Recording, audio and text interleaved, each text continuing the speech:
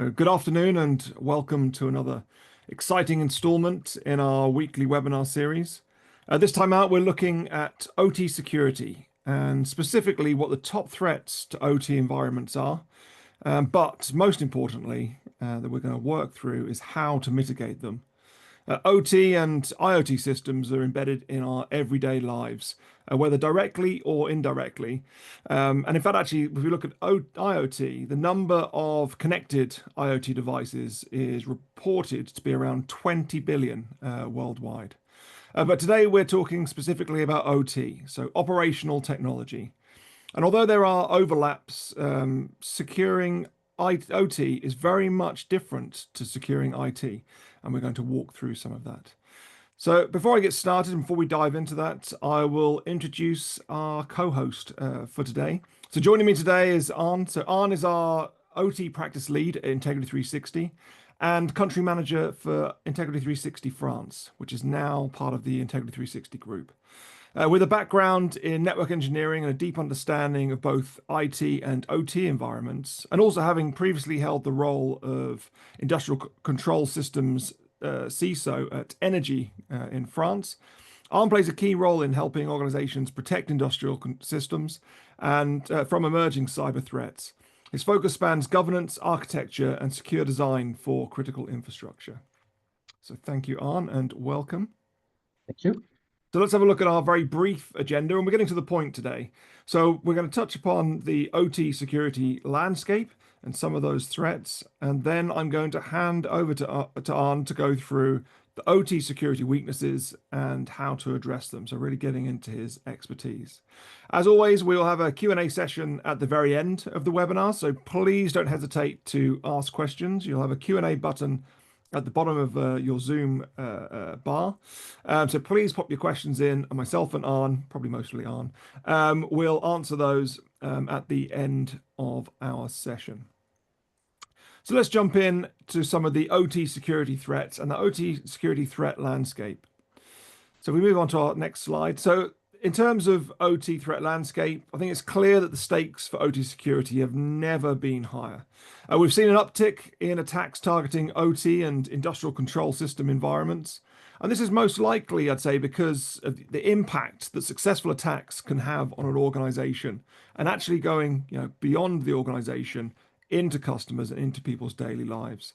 And obviously from a ransomware perspective, this is giving great levers to be able to leverage against organizations to encourage the payment of ransoms. But this very much spans, shall I say, multiple industries. Yes, we have utilities, which is probably the one that jumps to mind, as you'd expect, but also fills into many other organizations, and actually almost every organization, particularly when we consider the supply chains that can have a very much a knock-on effect. So obviously we've got transportation, shipping as an example, particularly if we look at retail and supply chain. Obviously retail being able to automatically calculate stock and produce the baskets and trolleys that are needed to be able to fill our stores up. In the UK, we've obviously seen some very high-profile attacks against M&S and Co-op that have taken a fair while to be able to recover from. And actually, these have extended out beyond these organizations because they have a supply chain themselves. So, very much part of the chain. But also into healthcare as being an area that OT and IoT and industrial control systems very much is part of the practice there, and all those challenges that we'll touch upon very much apply. And on that last one, healthcare, Gartner predicted that this would lead to someone being killed through the compromise of OT environments in 2025.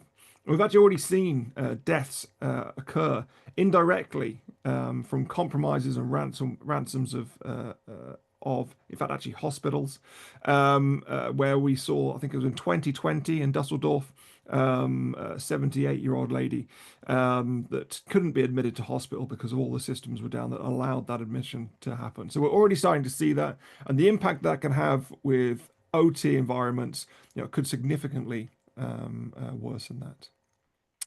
So let's have a look at some of the more recent cyber attacks that have been impacting OT environments.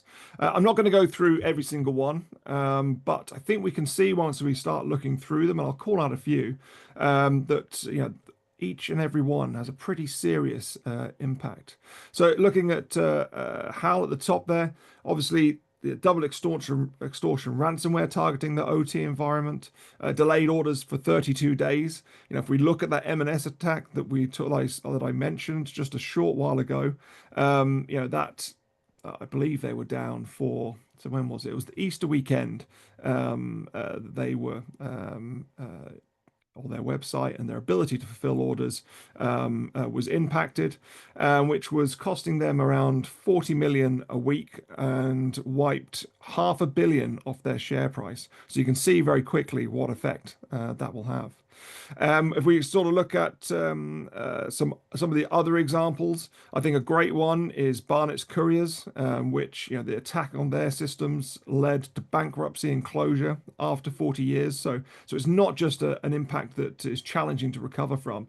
There are impacts that are almost impossible to be able to recover from.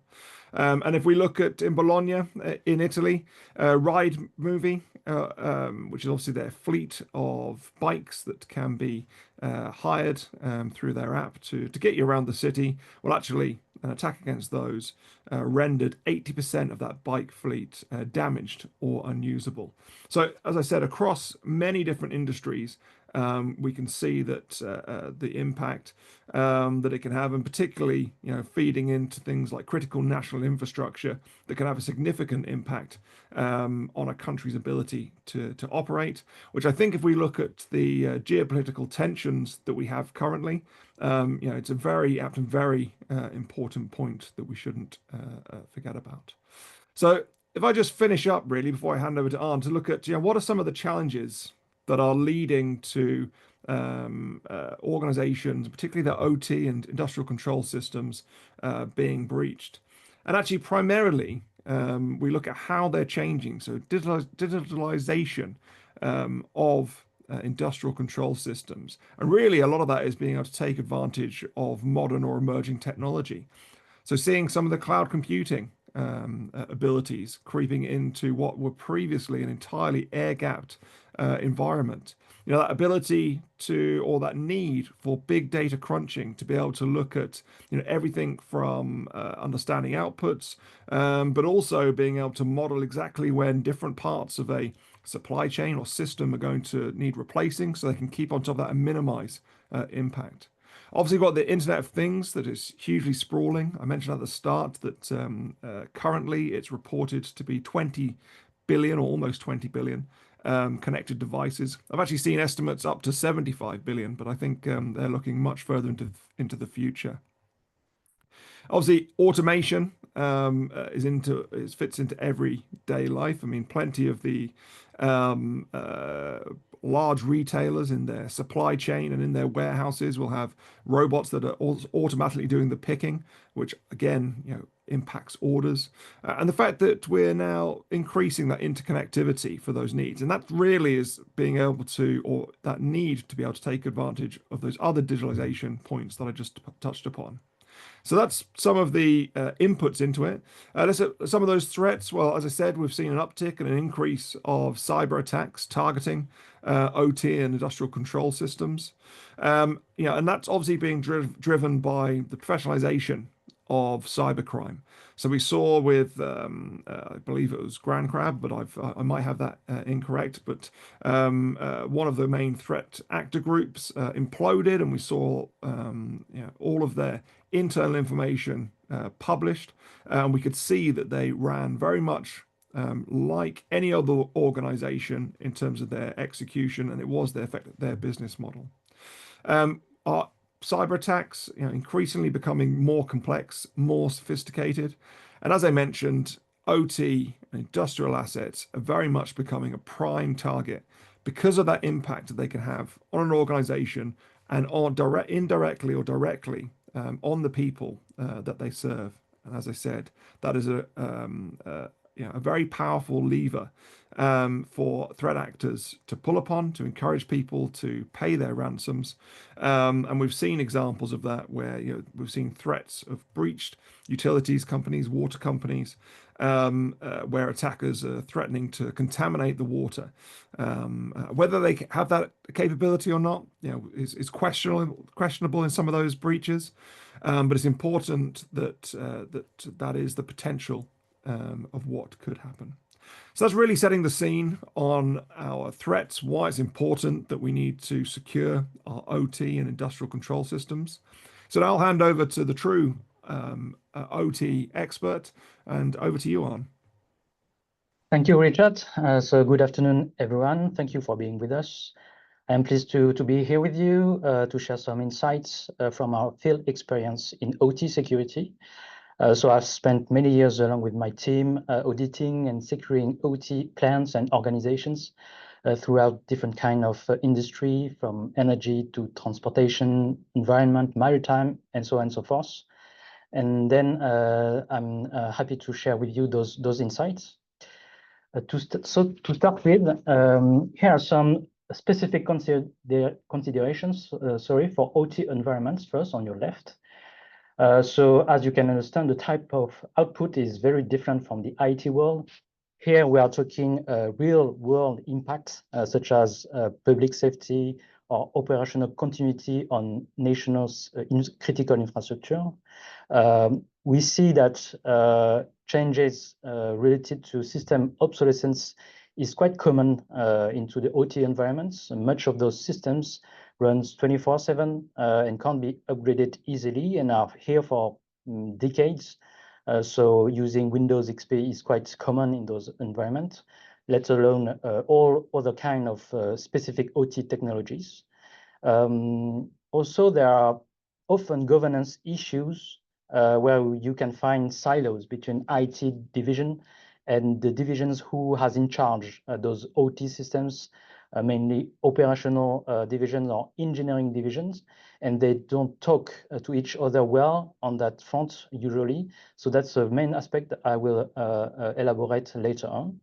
And then, as in IT, but even more in OT ecosystems, there is a strong dependencies to vendors that are providing a specific OT systems package to the plants, and then mostly the big industry are locked in with those vendors for many years, and in most cases, we don't have a clear view of the security posture and maturity of those vendors. And then we already talk about the supply chain risk in terms of cybersecurity. Now it is a real concern here for OT ecosystems. And obviously, as you may know, the legacy proprietary technologies that we can find in those environments were designed back in the day, but without the cybersecurity in mind. So now we have all those kind of systems with all kinds of vulnerability to cope with. So from our field experience throughout the years, we have encountered those top 6 common weaknesses that you can find on your right, that we can find into OT plants, OT environments, that I will elaborate later on. So the top 6 I would define as the lack of segmentations and flow management to master and secure the different assets speaking to each other. Then the unpatched systems, as you know, with the obsolescence difficulties and stakes, those systems can't be easily upgraded or patched for critical vulnerabilities. And then we are living with those vulnerabilities within those OT environments. Obviously, the lack of inventory is kind of common. In IT world, it's already difficult to have a fully detailed inventory of all your assets, but then in OT, usually it's even more difficult to have something useful, and we all know that for cybersecurity aspects, at least for doing some risk analysis or to manage any cybersecurity incidents, Not knowing your inventory is quite difficult to have a proper cybersecurity management. And then, as you may know, those assets are not well protected against malware, and we know that the malware risk is now one of the top 3 or even top 1 risk, especially when we are talking about ransomware today. So we are quite exposed here. The fifth one would be the lack of hardening, meaning that all those assets would run with unnecessary services on it. There would be weak account management and weak password management, and so on and so forth. And then the sixth ones would be the unsecured remote access that I will elaborate later on. So from what have been shared previously, I think the message is quite clear. OT cybersecurity is now a board level concern. It's about continuity, public safety, and even nationwide stakes, as you understood. So these weaknesses mentioned previously are often the entry points for attackers, and addressing them doesn't require much innovation, but rather, I would say, prioritization, governance, and visibility. But then protecting OT requires a really deep understanding of these operational realities and constraints from the field, not just applying some IT style solutions, I would say, from a cybersecurity perspective, but more than ever, finding a good balance between cyber risk and operational risk or business stakes is key here. So in the rest of the sessions, throughout the top 6 vulnerabilities, we'll look at practical approaches and recommendations to mitigate those risks. So the first one, as I mentioned, a really common one, the lack of segmentation and flow management into those environments. So main observations from the field is there is first no segregation between OT networks first and all external networks. So to start with the IT networks, the corporate IT networks, where we need to pull out now process and supervision data for performance purpose, data analytics, building predictive maintenance, and so on and so forth. But then it is one of the main entry point to reach the OT network. And then you will have all external accesses for legitimate purpose, such as remote maintenance from the OT vendors, providing the OT systems package, but mostly they can be unknown to the knowledge of the plant managers. I have found already some like 4G dedicated access directly to OT assets through a simple dongle, not known by the plant managers. So for the vendors, we didn't know the level. The risk is that we didn't know the level of security of those remote access. So we are relying on their security posture, but we don't know it exactly. And we know already that the supply chain risk is a critical vulnerability in modern cybersecurity, and especially in OT world. For other kind of external assets, it would be some crafted remote access. So obviously there isn't much security here by design, I mean.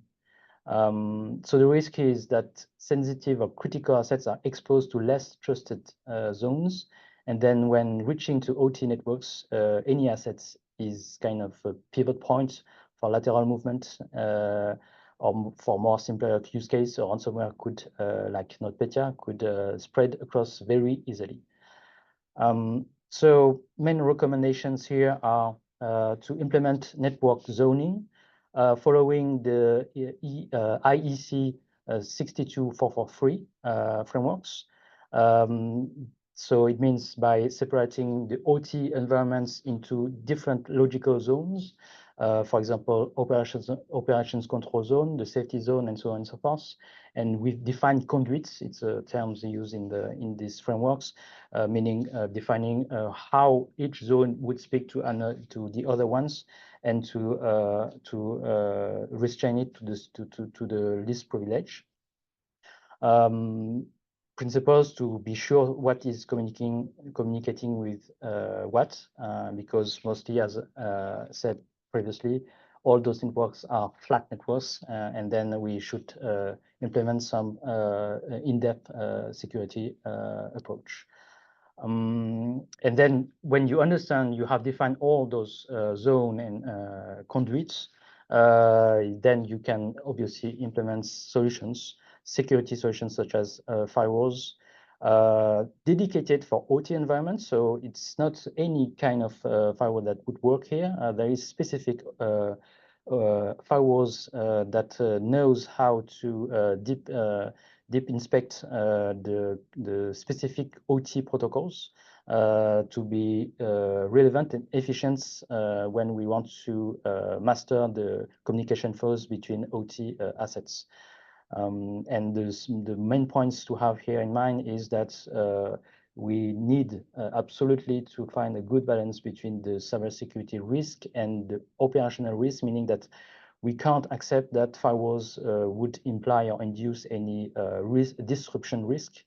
So it's a really tricky task here, and you really need to work with the on-site engineering staff that knows very well the process, and then the OT assets from technical points, so that you can define those zone and conduits specifically, and to avoid those operational risks, to be efficient on that front.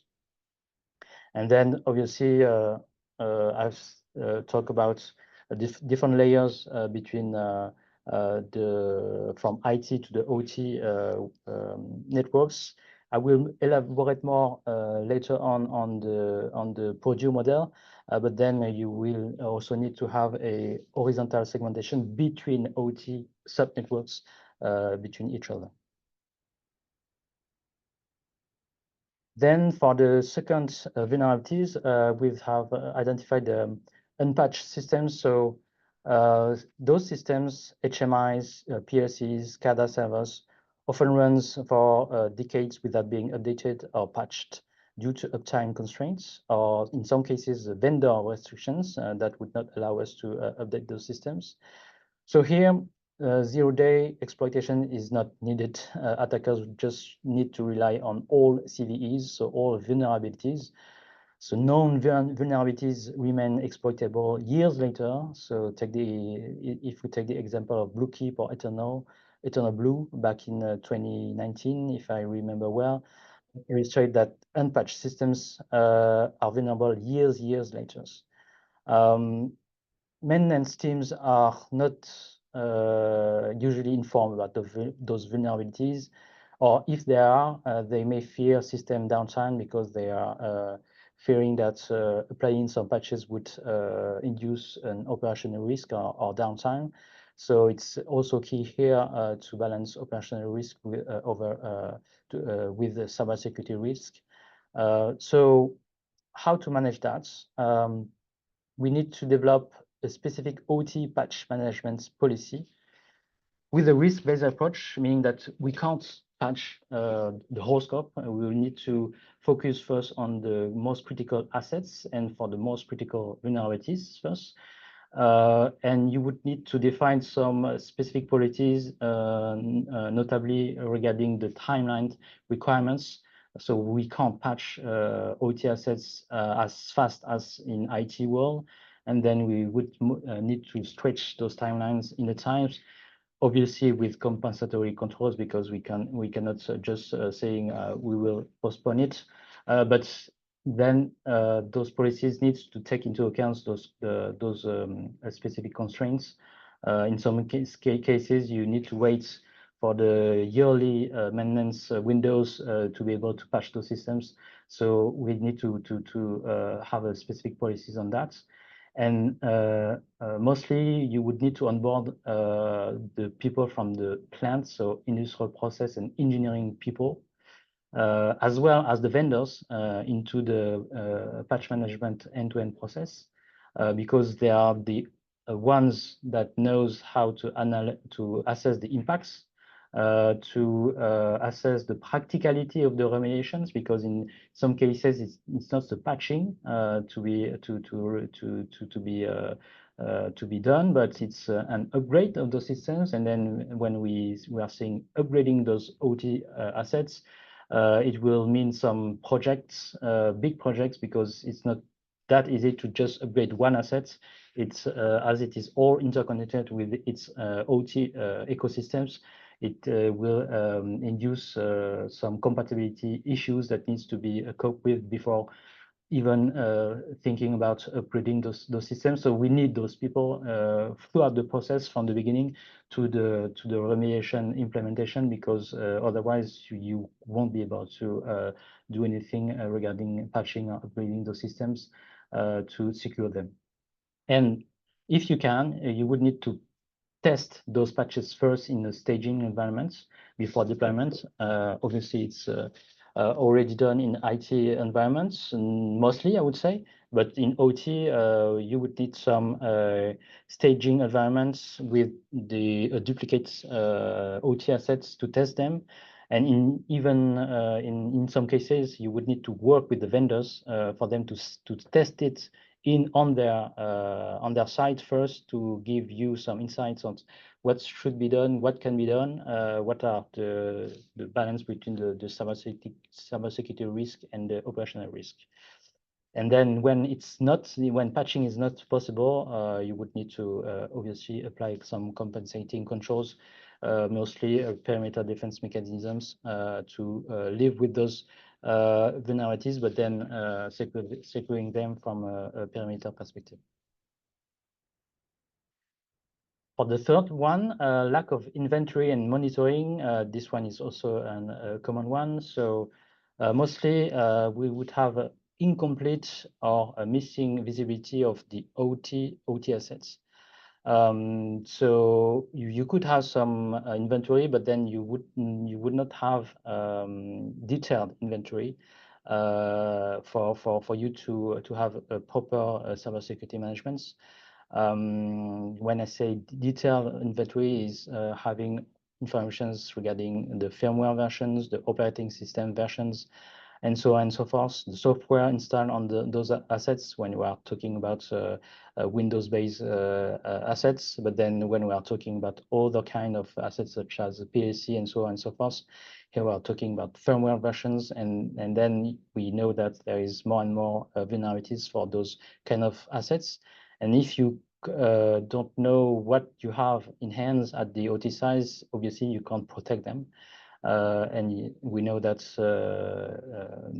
inventory is basics for risk analysis to build a security program, or they are mandatory if you want to manage any incidents related to cybersecurity. So it's often due to fragmented ownerships between IT and OT. So looping back to this governance issue I mentioned previously. And mostly vendors may not document what they install on your site, or they may deliver some kind of inventory or schematics, but it would be lost in times because there is no clear responsibility to manage them throughout the times. So here, what can be done besides doing some manual inventory on site?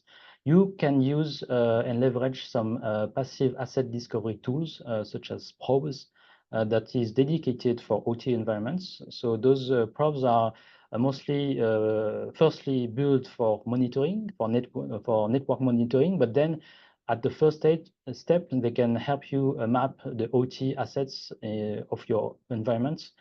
And when I say passive, it is very important because those solutions are meant to do those scans without disrupting the operations. And there are solutions on the market, such as you can find Fortinet, you can find TX1 also, and so on and so forth. So those solutions are dedicated for OT environment. They know the specific constraints, but you need to first test it to be sure that it is compatible with your environment. And then doing one inventory at one time wouldn't be sufficient. You need to maintain it throughout the time. So you need to build a centralized and detailed OT asset inventory. Sometimes the business and the operatives would already have a CMMS, so a computerized maintenance management systems, but mostly it's kind of a data asset database, but not with the fine-grained detail needed for proper cybersecurity management. So then you would need to build a complementary tool ideally connected to the CMMS, and you would need to define who is responsible of each type of assets if you want them to be managed throughout the times and to have those inventory kept updated. And yeah, from an organizational perspective, you would also need to implement requirements into the change management process that you usually find in OT environments, but then you would need specific requirements regarding asset inventory and schematic updates. So to be sure that for each change, there will be an update of those systems if you don't have yet automatic systems to make your asset discovery. For unprotected assets against malwares, OT devices are often not protected by endpoint security, or they would use outdated antivirus solutions, and mostly incompatible or not working anymore with old Windows versions. So here I'm talking about all Windows-based assets, obviously. You may well know the Stuxnet scenario attack, which relied mostly on malware targeting both the SCADA systems, so the Windows-based assets, and also the PLCs. And in this case, the malware entered through an USB key, even if the plant was air-gapped, but then through the USB key, the malware could reach the OT environments. So even isolated systems need defense against that. And in some cases, antivirus solutions are often seen by the operatives as some kind of intrusive or resource consuming for industrial assets. And we know that those assets can be quite sensitive to resource consumption. So then how to cope with this risk? You have some OT compatible antivirus solutions on the market. I can name some such as AZ or TX1. So they have been developed specifically for all Windows versions. So they are still working on them, and they are still maintained for some of those solutions. So that would be the way to secure at the endpoints. Or otherwise, you could use what we call sanitization stations. So it would need for you to scan any removable medias before connecting them to the critical OT assets.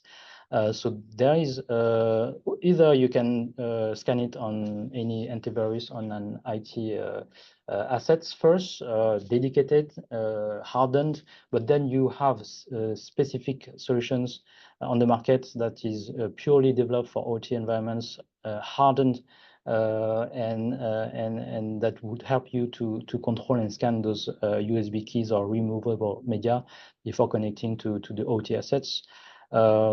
And on top of that, besides the technical solutions, you would need also you could add some organizational measures, such as blocking USB ports when they're not needed, obviously, or use dedicated USB keys for all those legitimate USB use case on those environments. But then it would be an organizational layer on top of the technical aspects, obviously, because the technical won't be enough in any case.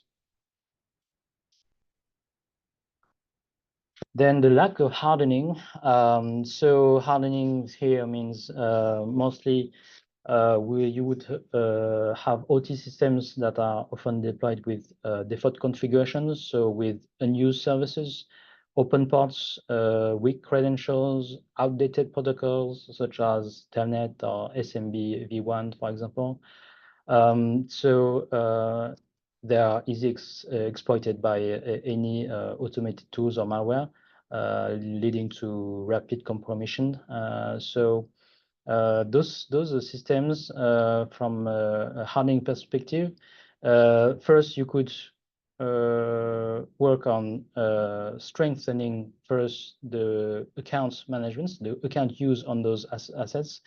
Mostly there would be shared accounts with obvious names, I would say, obvious ID, and from a password perspective, if there are passwords, there is a password, it is an easy one or written on the post-it behind the screen. So here you can do some hardening first, but it needs to be done, worked and defined with the operatives on site, obviously, because in some cases you still need to be sure that those assets are accessible to manage the process. So here, always you would always need to find a good balance.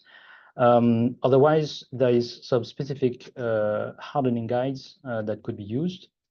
The first one from the IEC 62443, obviously. The NIST also provides some hardening guides. The CIS benchmark that is dedicated for IT, but can be used on OT environments for part of it, for all Windows or Linux-based operating systems. So these are some guidelines to pick from.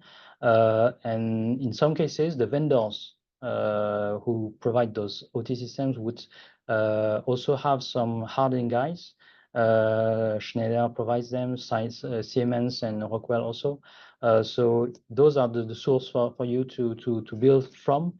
But then you would need to test them, obviously, to be sure that implementing some hardening rules would not impeach or induce any operational risk and impeach those systems to work properly.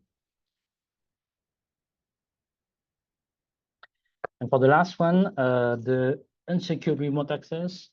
So as said previously, we have more and more implemented remote access, mostly for remote maintenance from the vendors, but with little oversight or security control. In some cases, those vendors would connect remotely without the plans, knowing that he's doing maintenance, maybe for legitimate access, but then, as said, the supply chain risk is here even more than ever. So those external parties can reach directly those OT environments.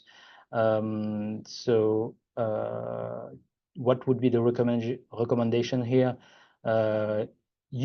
Implement jump servers with strict access control, not direct access control such as RDP or so on and so forth.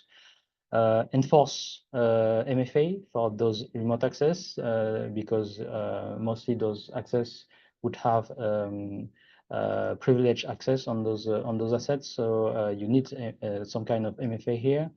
Log and monitor, even record those sessions and review access loss regularly, and limit the remote access to what is really needed. So for a specific time frame, for specific assets, for specific protocols, and to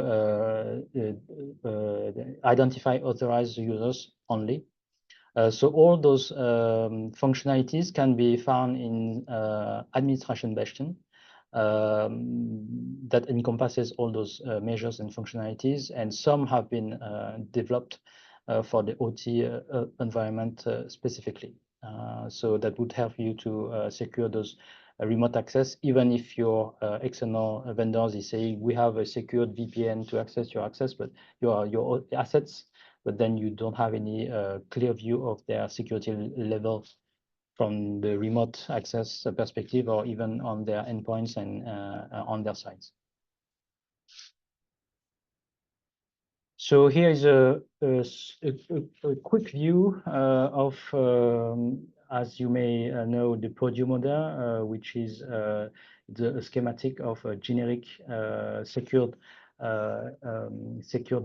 network of OT environments. So you have different level.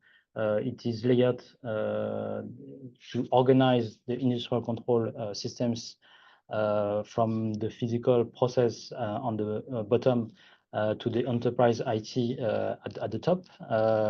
It helps structure your security zones and manage the data flows between the different zones from the OT to the IT.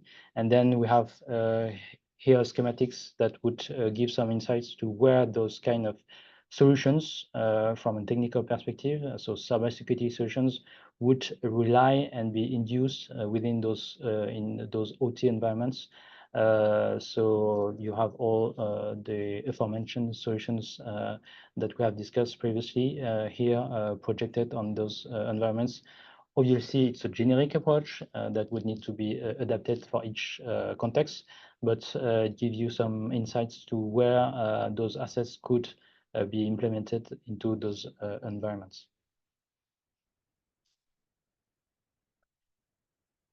And I've talked much about technical aspects, but I would add some key organizational recommendation, because IT won't do all, I would say, from a cybersecurity perspective, and specifically in OT environments. You would need to work, as mentioned previously, on the governance issue first, because mostly in those industry, the IT, the OT world is separated. They are siloed, and the responsibility for the OT environments is mostly not on the IT, I would say, radar, but then it's under the operational or engineering divisions. And going to over those OT environments to secure them can be tricky if the roles and responsibilities are not well defined, and if the governance around the cybersecurity for those OT environments. So building an OT IT governance, joint OT IT governance is key. It's not simple, but it's doable. We've done that in different use cases. You would need to build trust with the business parts, so operational or engineering divisions, to have some kind of relay over there, and to have some kind of sponsor to open doors for you to go over the OT environments and to start building cybersecurity programs. And then you will need to define clear roles and responsibilities finally to say who is in charge of each assets in terms of maintenance first, and not talking about cybersecurity already, but who is in charge of each assets to maintain them. Usually you would have some no man's lands for some part of the OT assets. So before starting a journey, you would need to define at least a target RASI, so target roles and responsibilities metrics, to know the target and to build from that. As mentioned regarding the supply chain risk, here with the strong dependency to the OT vendors, you would definitely need to manage your third-party risk management over those vendors. So assessing their security maturity level, implementing some contractual cybersecurity requirements into the maintenance contracts. So usually you would have multi-years contracts. So if you have windows to build, to update the contract, you should use it to implement and to have those discussions with the vendors to have them improve their security postures as you know the risk. Obviously, you would also need some awareness. So awareness in IT environments is already key, but it's even more even more key in OT environments. at every level, from the exec to the operatives at the plants, for them to understand what is at risk, what is the stakes. We've done, for example, some hacking demonstrations on OT assets and environments, such as you can find some example behind me. It's very impacting for them to understand that it is feasible. You can attack those assets, how it can unfold into OT environments, and then also how you can secure them properly. And then as a first start, you would need some risk assessments for you to build your cybersecurity program. Obviously, you would need to onboard all the business staff for all the business part of your risk assessments, understanding the process, the organizations, the main OT functions, what are the field events, but deeply from an OT perspective. If you want to have a proper and detailed risk assessments to use up to the executive committee to raise awareness around the risk, and then open doors to any cybersecurity programs and find funds and budgets to start your OT security journey. And as mentioned by Richard at the beginning, you would need to have now a holistic and global approach to security, because now, as said, all is interconnected: IT, the OT world, and the IoT, and also the physical security. All is interconnected, or would rely each upon others. And you would need to approach this risk from this global approach if you want to be pertinent, coherent into your OT cybersecurity program, and from a more global perspective for your cybersecurity posture.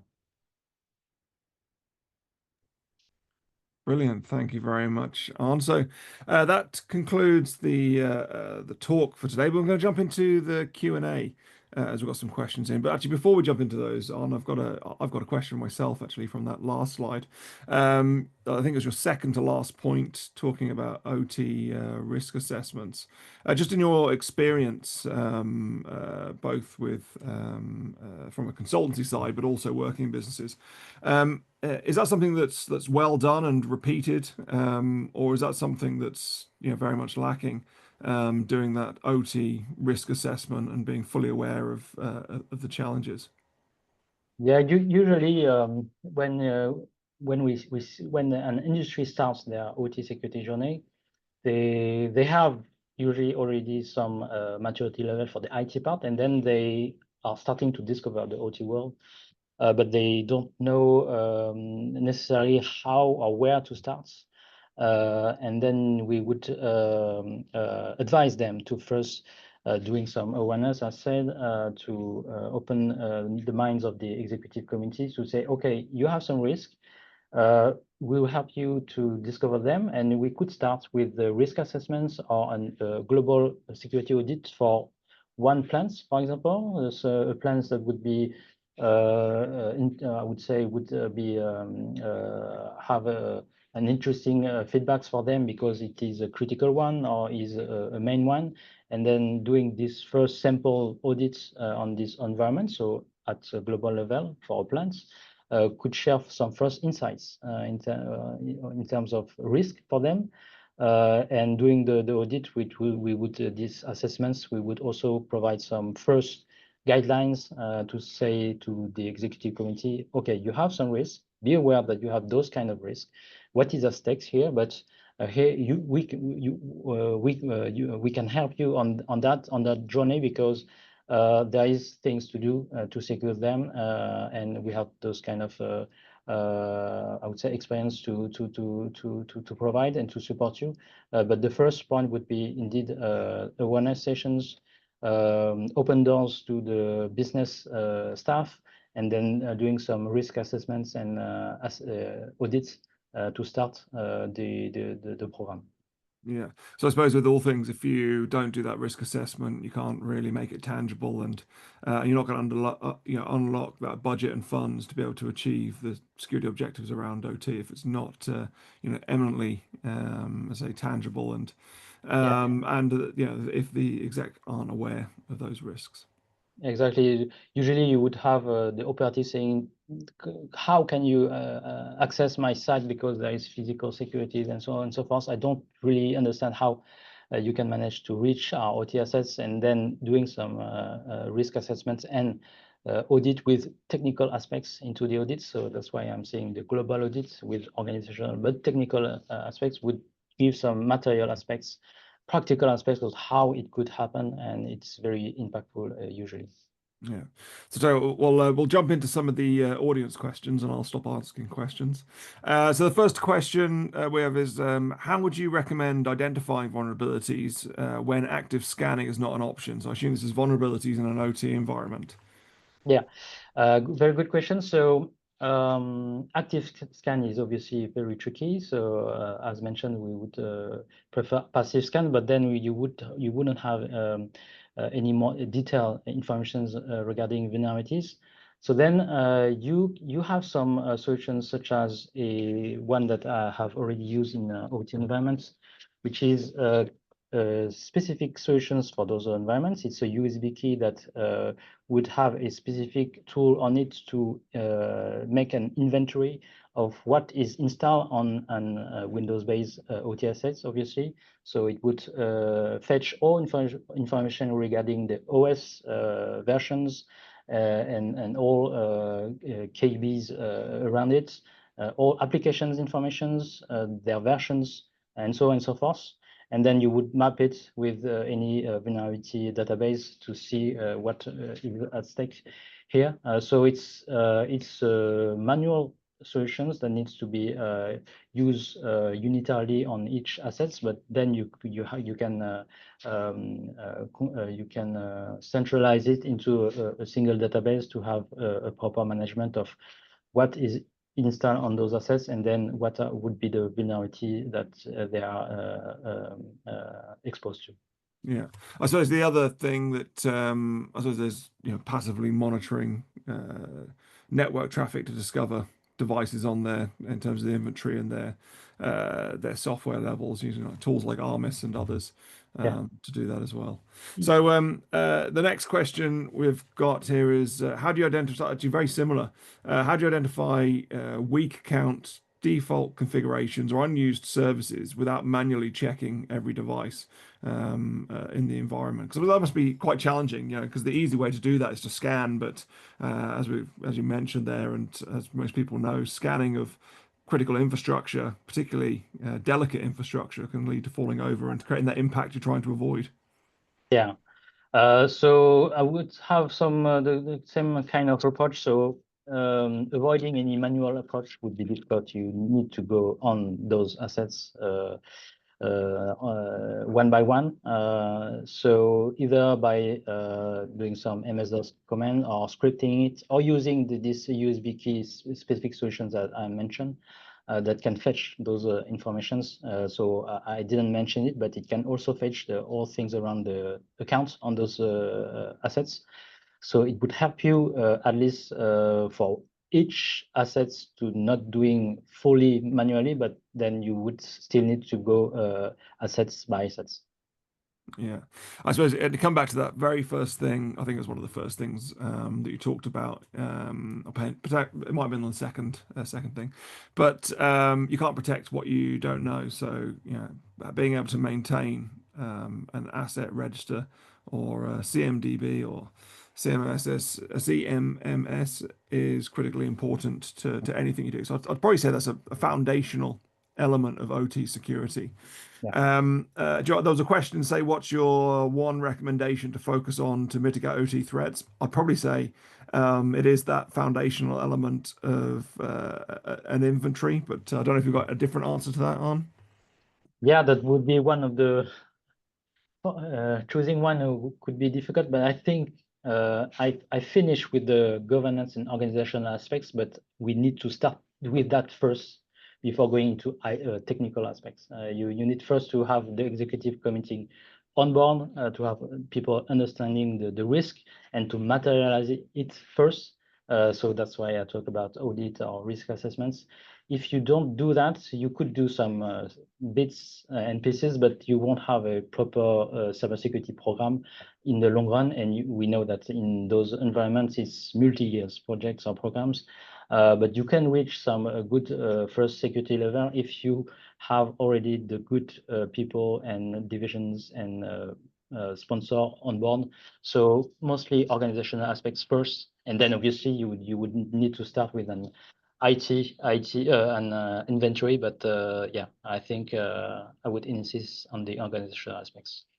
Yeah. So I got one more question that I think I'll answer very quickly, and then want to move on to a comment we received, which I'll just relay back to you on. So the question was, how will the acquisition of Helisium fit into i360 provided service? Obviously, Arne as a founder and director of Helisium, focused on OT security, which are fitting in to build our OT and is our OT center of excellence and practice.